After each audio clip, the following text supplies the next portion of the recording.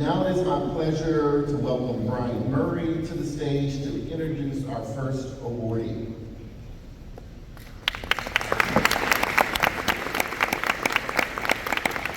Thank you, Dr. Washington. I was invited to introduce Doug Martin to receive his award. Would you come up and join us?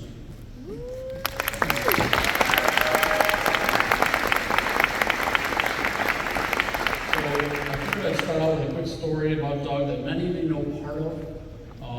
Doug was in a fairly major accident February of 2020. Probably didn't even know I was going to talk about this. That's probably better.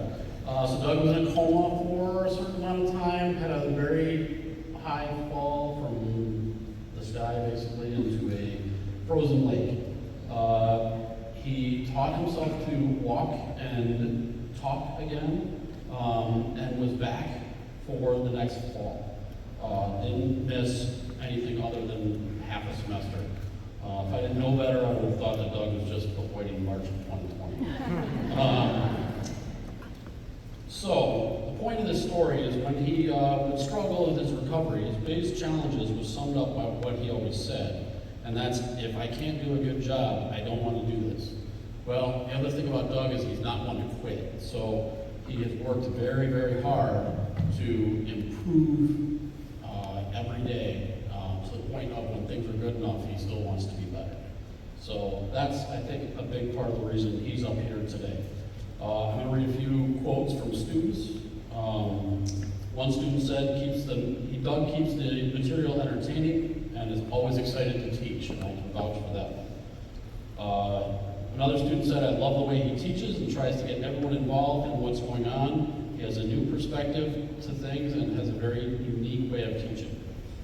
Another student said, works hard to help his students and tries to make sure we understand the material. Doug is very helpful and knowledgeable in all aspects of the automotive industry. With his help, I rebuilt my classic car engine and had it running in the automotive lab. Another student just said, teacher of the year. I could go on, but I think the whole point is the students definitely voted for Doug for this Faculty Instructional Award, and I think he definitely deserved it.